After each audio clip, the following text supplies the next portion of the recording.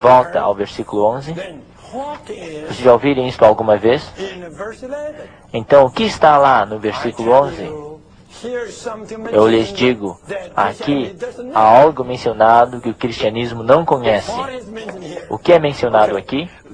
Bem, esta é a pedra. A pedra. A pedra. A pedra é o Salvador. Esta é a pedra desprezada por vós, os construtores, e a qual se tornou a pedra angular. E não há salvação em nenhum outro nome, porque abaixo do céu não existe nenhum outro nome dado entre os homens, pelo qual devemos ser salvos. Não há nenhum outro nome dado, apenas este nome. Que nome? Digam, que nome? O nome de Jesus. Quem é Jesus? É uma pedra. Portanto, eu vou chocar os ouvidos teológicos novamente. Nós temos um Salvador, pedra. Nos 4 evangelhos, nós tivemos o Salvador Rei, o Salvador Escravo, o Salvador Homem e o Salvador Deus. Aleluia! No 5º Evangelho, nós temos o Salvador Pedra. A nossa pedra não é apenas um rei, um escravo, um homem e Deus, mas também uma pedra. Vocês já ouviram isto alguma vez? Na sua espécie de idade, este versículo 12 foi usado tantas e tantas vezes, mas ninguém jamais prestou atenção ao versículo 11.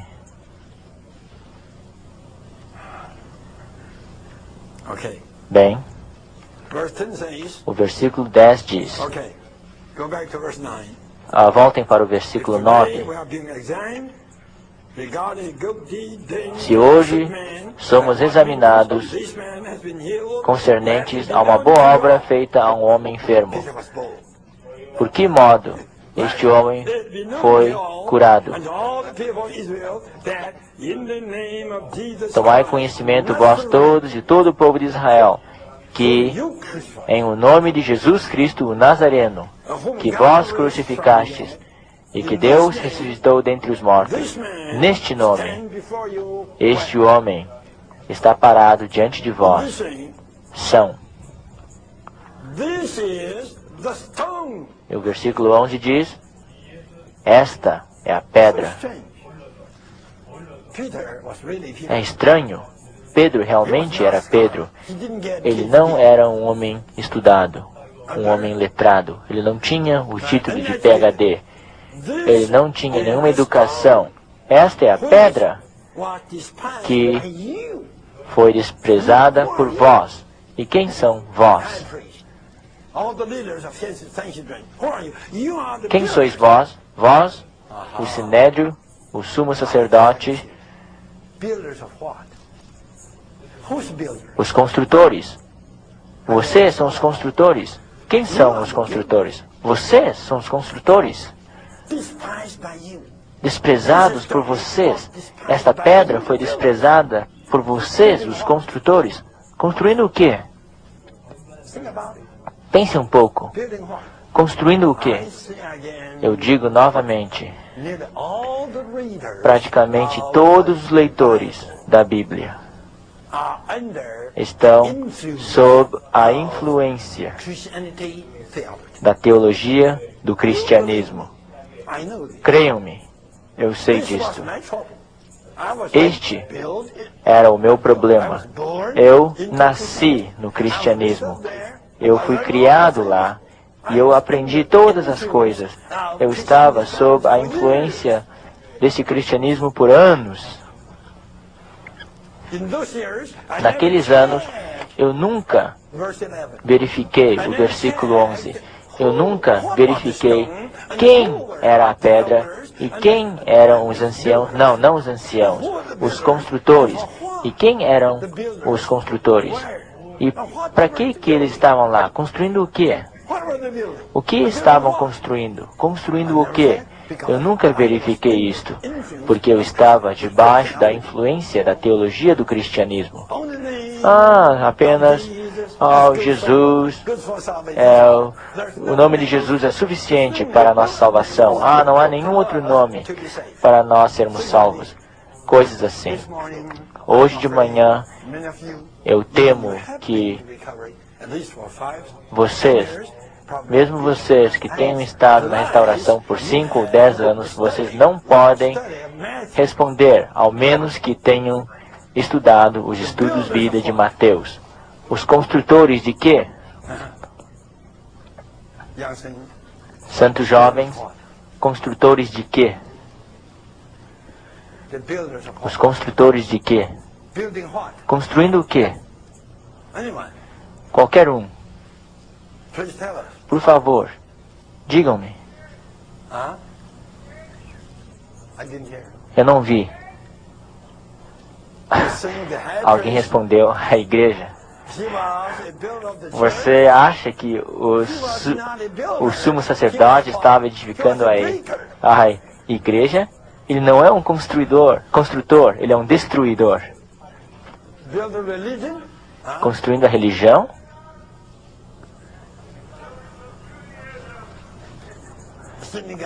Alguém respondeu, sinagoga, judaísmo e religião. Eu vou dizer não. Deus não tinha a intenção de construir uma sinagoga. Deus não tinha a intenção de construir um judaísmo ou qualquer religião.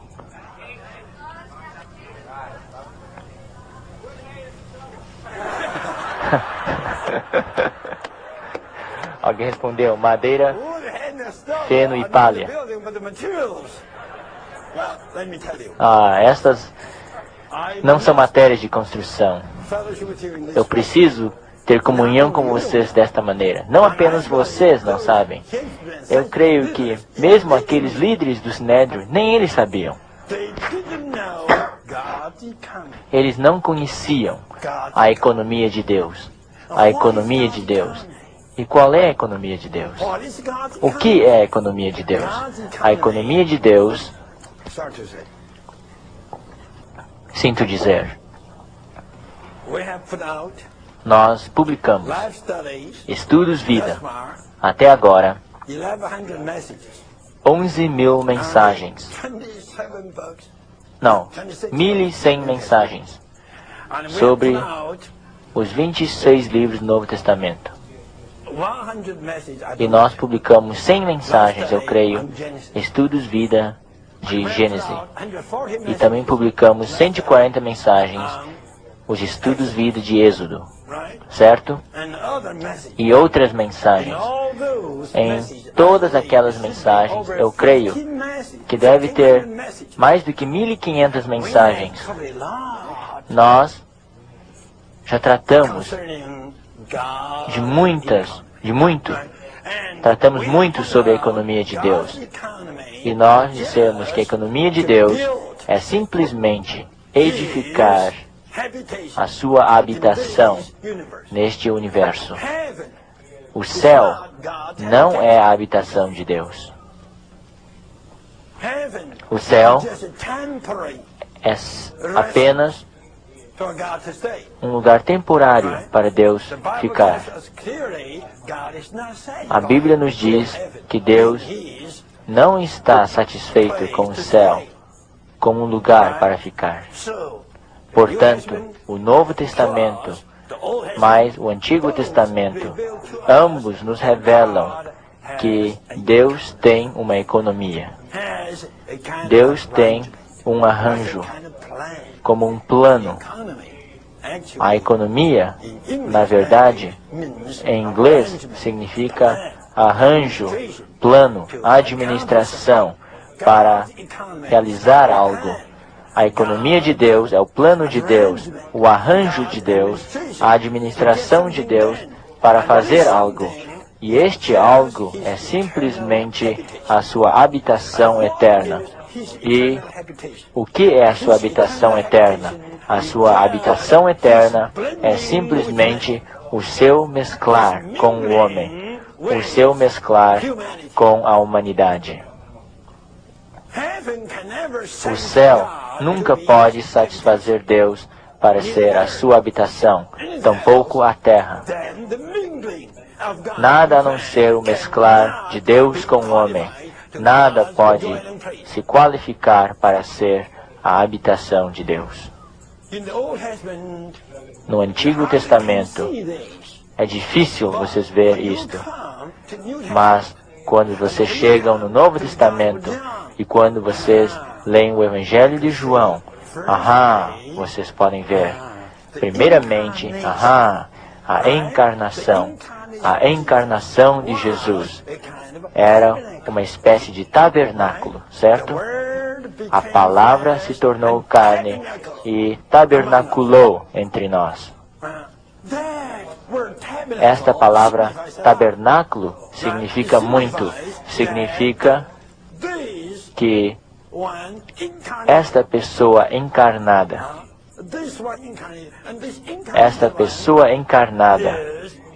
é o próprio mesclar de Deus com o homem. E este mesclar é o tabernáculo de Deus, para que Deus possa habitar nele, e no qual o povo de Deus pode servi-lo e ficar com ele, permanecer com ele neste tabernáculo, certo? Vocês conhecem este versículo, mas sinto dizer, eu preciso dizer novamente, não estou criticando, não estou condenando, mas eu sinto tanta pena da pobreza do cristianismo de hoje. As riquezas estão aqui em João 1,14, mas ninguém vê isto. Certo? Já lhe ensinaram alguma vez que a encarnação é o mesclar de Deus com o homem? Mesmo hoje, entre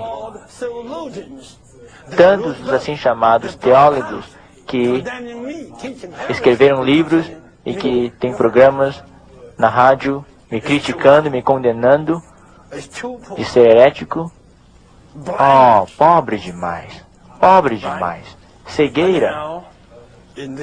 Bem, de qualquer maneira, neste versículo, João 1,14, vocês podem ver o mesclar, a encarnação de Deus com o homem para ser o seu tabernáculo.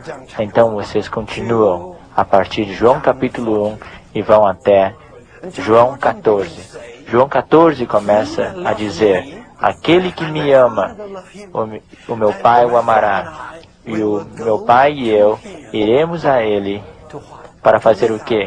Para fazer morada com ele. Isto é bastante estranho, certo? Bastante estranho, certo?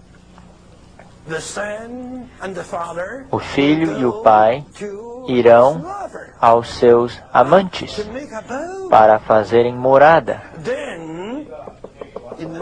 Então, no capítulo seguinte, o capítulo 15 de João diz: habitai em mim e eu em vós.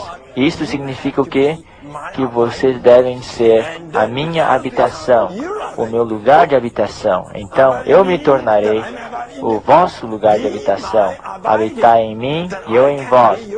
Sede a minha habitação, para que eu possa ser a vossa habitação. Sede a minha morada, para que eu possa ser a sua morada. Santos, o que é isto? Vocês já ouviram isto alguma vez no cristianismo? Não há tal pensamento nos ensinamentos tradicionais teológicos. Certo? Então, o Senhor Jesus lhes falou: vocês, as pessoas judaicas, os líderes, vocês devem ser os construtores, mas no fim, vocês fizeram o quê? Vocês derrubaram este templo, vocês derrubaram este tabernáculo, mas eu vou reconstruí-la em 3 dias. Em ressurreição, eu vou construir o que vocês derrubaram. Então, vocês sabem, esta edificação e ressurreição não apenas implicando o próprio Senhor Jesus Cristo, mas implica todos os seus crentes, certo? E no fim, ele e todos os seus crentes estão edificados juntos para ser o quê? Para ser a própria habitação de Deus, a qual é chamada no Novo Testamento de a casa de Deus, a qual é a igreja, certo? Agora vocês podem ver, a economia de Deus é edificar uma habitação eterna para si próprio e para o seu povo escolhido. E esta habitação é simplesmente o mesclar de si próprio com o seu povo escolhido. Este pensamento de ter Deus como a nossa habitação estava lá no Antigo Testamento já, em Deuteronômio 32 e em Salmo 19, naquelas duas passagens do Antigo Testamento. Ambos nos dizem que Deus é a nossa habitação. Deus é a nossa habitação, mas sinto dizer que é difícil nós acharmos alguma indicação de que nós, o povo de Deus, somos a habitação dele no Velho Testamento. É difícil de acharmos isto. Até que venhamos no Novo Testamento, então isto é revelado claramente para nós de que há tal edificação, uma edificação universal, que é a habitação mútua de Deus e o seu povo escolhido. Na realidade, esta habitação é Deus sendo a nossa habitação e nós sendo a habitação dele. É maravilhoso. Esta é a habitação de Deus. É a construção de Deus. Deus tensionou usar Moisés, os reis, os profetas, todos aqueles líderes judeus para construírem esta habitação. Eles deveriam edificar, construir a habitação universal de Deus. Vós, os construtores. Bem, no capítulo 3, Pedro apresentou aquele que cura como o servo de Deus. Maravilhoso. Como o santo, o justo e especialmente é tão maravilhoso como o autor da vida. Porque ele é o autor da vida. Toda vez que nós o invocamos, tempos de refrigério estão aí. Então, ele é o profeta para nos falar a todo tempo a respeito de Deus. E ele é a semente na qual todos nós fomos abençoados. É maravilhoso. Tudo isto é para nós. É maravilhoso. Mas, no capítulo 3, vocês não podem achar nenhuma indicação de que este que cura é tanto assim pela economia de Deus, pelo propósito de Deus, pela edificação de Deus. Vocês não podem achar isto. Até que houve uma oportunidade oferecida a Pedro. E Pedro tomou esta oportunidade e foi adiante para apresentar algo mais, para mostrar que este que cura, eu lhes digo, é o quê? É uma pedra. É uma pedra para a construção, a edificação de Deus. Uma pedra para a edificação de Deus. Deus veio na encarnação para ser uma pedra para a edificação da sua habitação universal. Mas os líderes judeus, os quais deveriam ser os construtores. Mesmo Pedro aqui os considerou como os construtores. Esta pedra foi desprezada por Vocês, os construtores, desprezaram esta pedra. Mas ouçam, mas Deus o fez a pedra angular. Quanto mais vocês rejeitam, mais Deus vai usá-lo.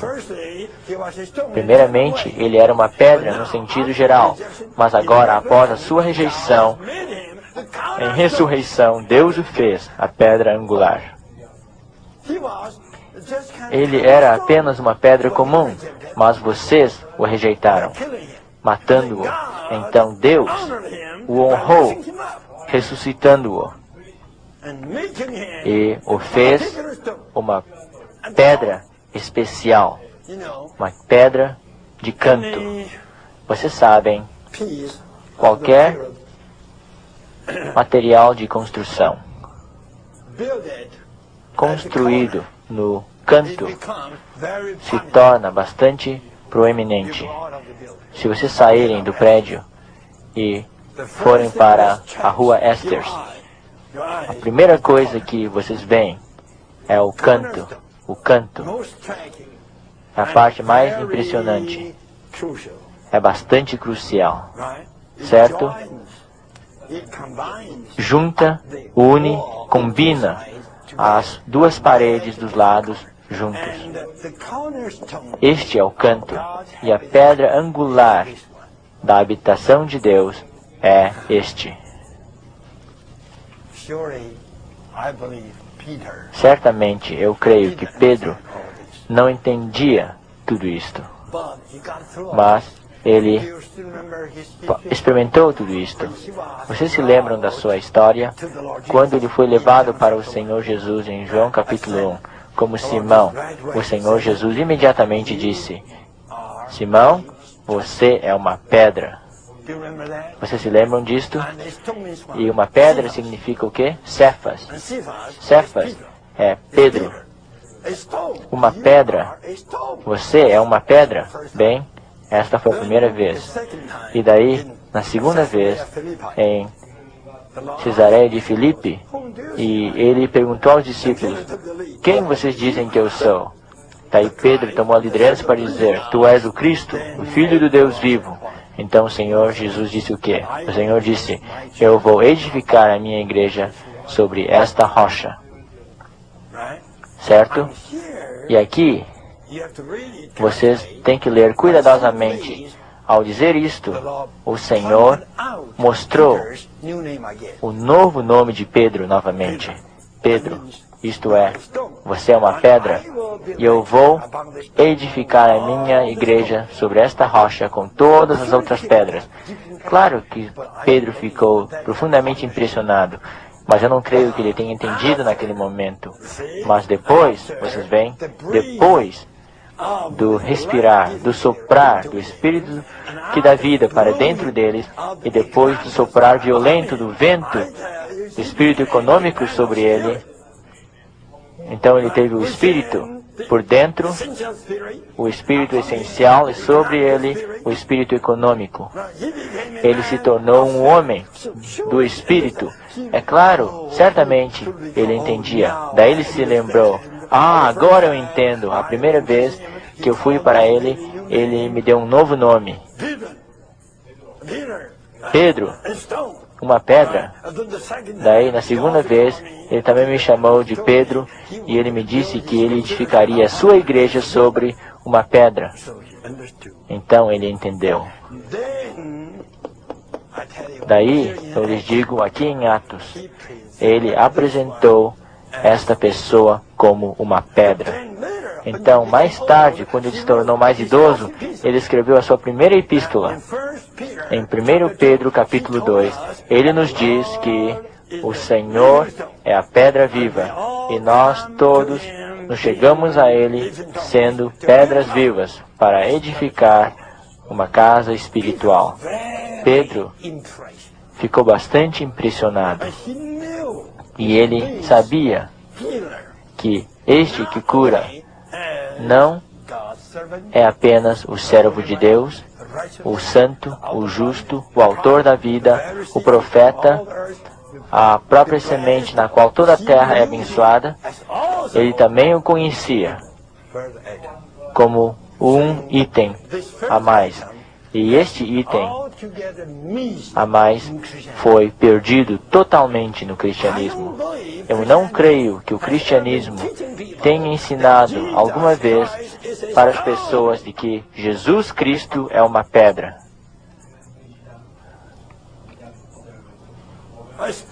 Uma pedra para edificação. Não apenas um servo, não apenas o santo, o justo, qualificado para ser o nosso Salvador, não apenas o autor da vida, o profeta falando por Deus, não apenas a semente para nos abençoar, mas também uma pedra. Certo? Uma pedra para a edificação de Deus. Aleluia. Todos nós temos que ver isto. Contudo, ouçam, esta pedra é o próprio no qual nós podemos ser salvos. Portanto, eu digo que este é um Salvador pedra. Um Salvador pedra. Aleluia! Ele é um Salvador pedra e não um Salvador barro. Não um Salvador como um monte de areia. Ele é um Salvador pedra, tão forte, tão confiante, nós podemos confiar nele. E esta pedra é uma rocha. E esta pedra é uma pedra fundamental. É uma pedra de ângulo, uma pedra angular. Em Zacarias se nos diz que esta pedra é uma pedra de topo, a rocha na qual a edificação de Deus é edificada. E a pedra angular, a pedra de fundamento e a pedra de topo. Qualquer pedra, toda pedra. Nós somos Ele e Ele é nós. A construção inteira de Deus é Cristo. Vocês me entendem? Então, os meus bons amigos, todos vão dizer, oh, Witness Lee veio do Oriente, ele oriental, ele está ensinando panteísmo. Ele faz de todas as coisas Deus. Ele faz da pedra de topo Cristo, da pedra de fundamento Cristo, a pedra angular Cristo, e todas as pedras Cristo, todas as coisas Cristo. Panteísmo. Ele é panteísta. Quão lamentável é isto, santos. Sim, eu preguei muito, dizendo para as pessoas que Cristo é o nosso alimento, Cristo é o nosso ar, Cristo é a nossa água, Cristo é a nossa luz, Cristo é a nossa porta, Cristo é a nossa roupa. Sim, eu preguei isto. Daí eles dizem, panteísta, oriental. Eu lhes digo, o ensinamento deles é infernal, é do inferno. Vocês não pensam assim? Não é aquilo infernal? Anular a qualificação do nosso Salvador.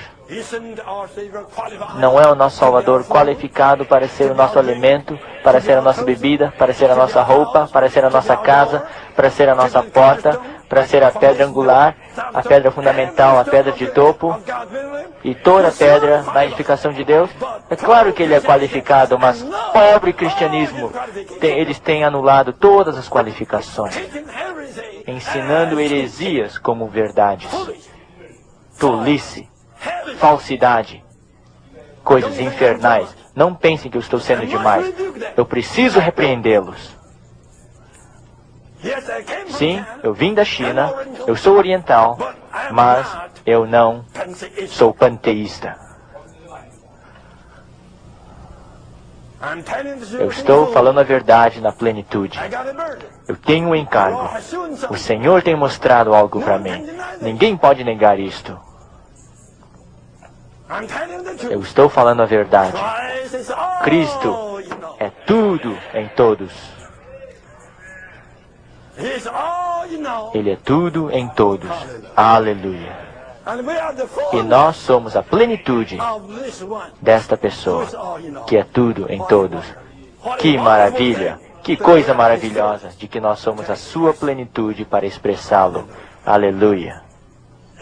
Amém. É neste nome de tal ser maravilhoso de que nós somos salvos. É por isso que este nome é poderoso, porque ele é tão maravilhoso, tão todo inclusivo.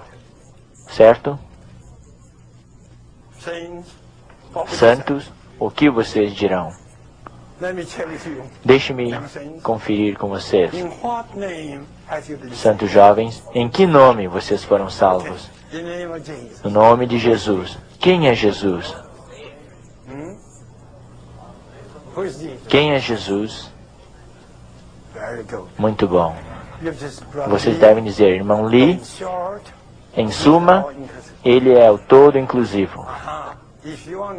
Se você quiser que eu lhes diga todos os detalhes, você tem que ficar comigo por 30 dias. Daí eu preciso lhes dizer, Cristo é Deus, Cristo é o homem, Cristo é o Pai, Cristo é o Filho, Cristo é o Espírito, Cristo é a rocha, Cristo é a fundação, Cristo é a pedra angular, a pedra de topo, toda a parte da edificação.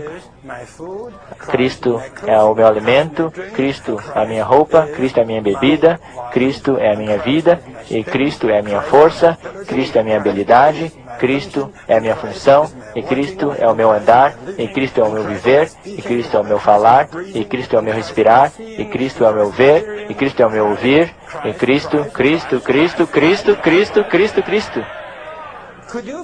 Vocês podem acabar de dizer o que Cristo é? É impossível.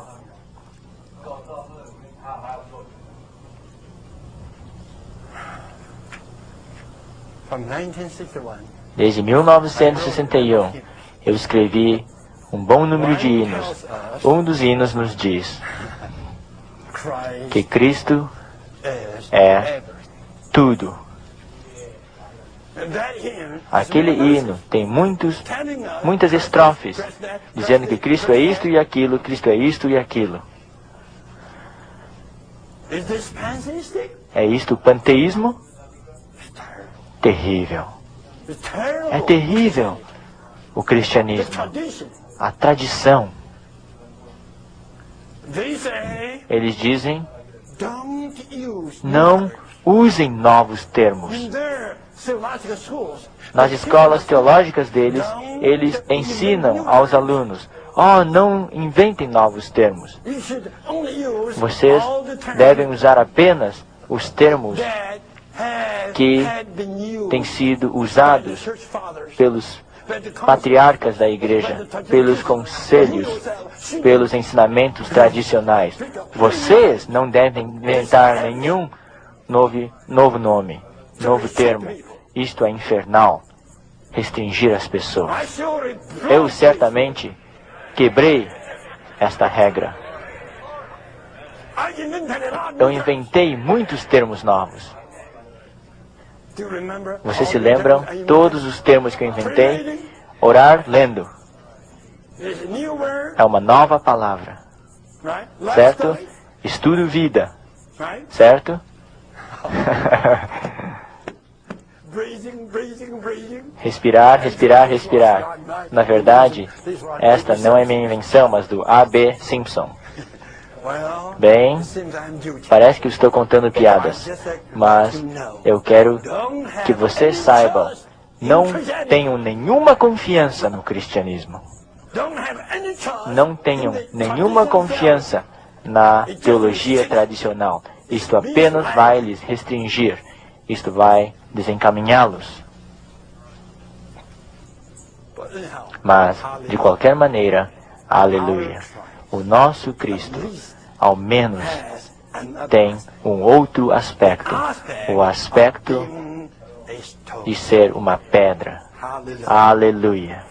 Aleluia. Amados santos, por esta pedra. Vocês vão voltar para estudar a pedra? Não pensem que eu concluí a minha mensagem. Não estou. Não acabei ainda. Não tenho tempo para acabar.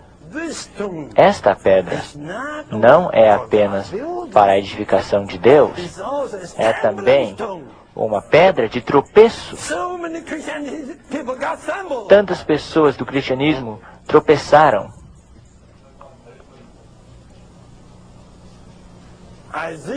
Isaías nos diz que ele é a pedra de tropeço.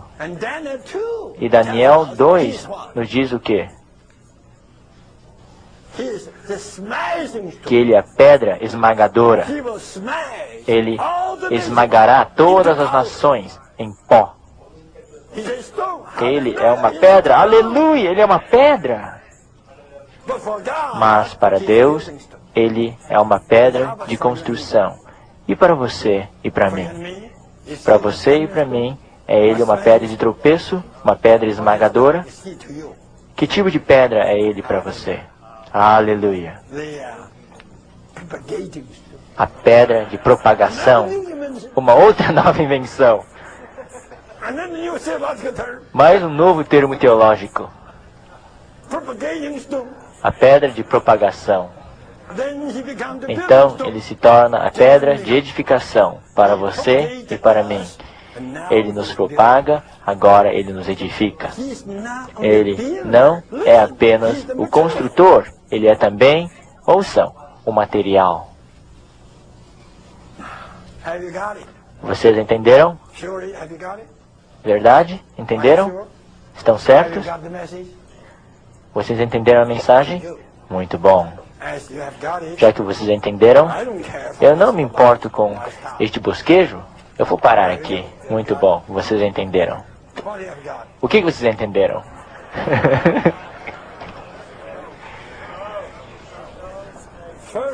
Primeiramente, sim, um Salvador pedra. Em segundo lugar, a economia de Deus para edificar a sua habitação eterna. E depois, a pedra de tropeço e a pedra esmagadora. E por último, para você e para mim, uma pedra de propagação e uma pedra de edificação. Bem, A, B, C, D, E, certo? Agora, F. Vocês são F, certo? A sexta sessão. Agora é a sua vez. Ah, é uma vez muito boa. A vez da pedra. O Salvador pedra.